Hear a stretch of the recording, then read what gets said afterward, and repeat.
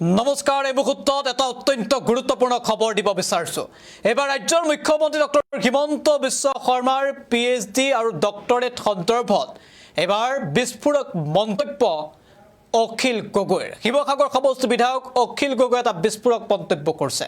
ৰাজ্যৰ মুখ্যমন্ত্ৰী ডক্টৰ হিমন্ত বিশ্ব শৰ্মাৰ ডক্টৰেট ডিগ্ৰীক লৈ অখিল গগৈৰ এটাৰ পাছত আন এটা বিস্ফোৰক মন্তব্য। আৰু এই মুহূৰ্তত সবিশেষ দৰ্শকসকলৰ বাবে লৈ আহিছো।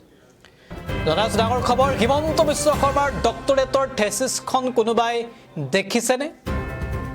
মই কিন্তু বিচাৰি পোৱা নাই।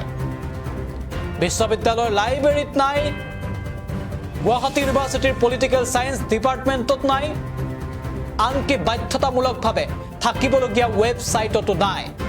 মুখ্যমন্ত্ৰীৰ বিৰুদ্ধে বিস্ফোৰক মন্তব্য অখিল গগৈৰ। ইতিমধ্যে এই মন্তব্য কৰি এটা বিতৰ্কত সোমাই পৰিছে অখিল গগৈ।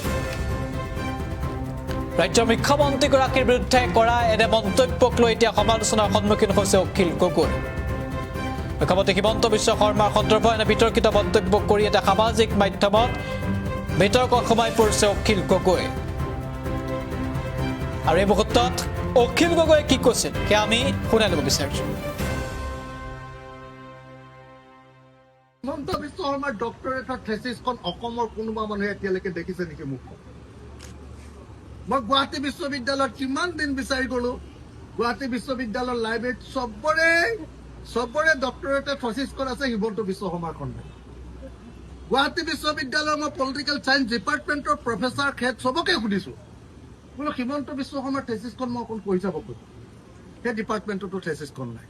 আটাইতকৈ ইণ্টাৰেষ্টিং কথা, ভাৰতবৰ্ষৰ সকলো থেচিছবিলাক ৰখাৰ কাৰণে এটা ৱেবছাইট থাকে। পৃথিৱীৰ চবৰে আপোনাৰ থেচিছৰ ৱেবছাইট আছে, ৱেবছাইটৰ থেচিছ আছে, কিন্তু হিমন্ত বিশ্ব শৰ্মাৰ থেচিছখন ৱেবছাইটতো নাই।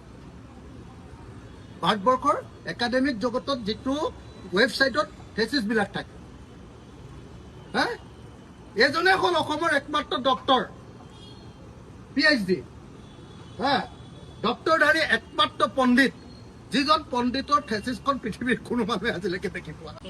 ডক্টৰেট হিমন্ত বিশ্ব শৰ্মাৰ ডক্টৰেটৰ থেচিছখন অসমৰ কোনোবা মানুহে এতিয়ালৈকে দেখিছে নেকি? মোক মই গুৱাহাটী বিশ্ববিদ্যালয়ত কিমান দিন বিচাৰি গলো, গুৱাহাটী বিশ্ববিদ্যালয়ৰ লাইব্ৰেৰীত চবৰে ডক্টৰেটৰ থেচিছখন আছে, হিমন্ত বিশ্ব শৰ্মাৰখন নাই।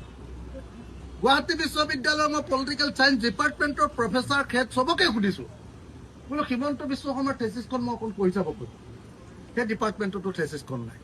আটাইতকৈ ইণ্টাৰেষ্টিং কথা, ভাৰতবৰ্ষৰ সকলো থেচিছবিলাক ৰখাৰ কাৰণে এটা ৱেবছাইট থাকে। পৃথিৱীৰ চবৰে আপোনাৰ থেচিছৰ ৱেবছাইট আছে, ৱেবছাইটৰ থেচিছ আছে, কিন্তু হিমন্ত বিশ্ব শৰ্মাৰ থেচিছখন ৱেবছাইটতো নাই। ভাৰতবৰ্ষৰ একাডেমিক জগতত যিটো ৱেবছাইটত থেচিছবিলাক থাকে, এজনে হ'ল অসমৰ একমাত্ৰ ডক্টৰ, PhD, ডক্টৰধাৰী একমাত্ৰ পণ্ডিত, যিজন পণ্ডিতৰ থেচিছখন পৃথিৱীৰ কোনো মানুহে আজিলৈকে দেখি পোৱা নাই।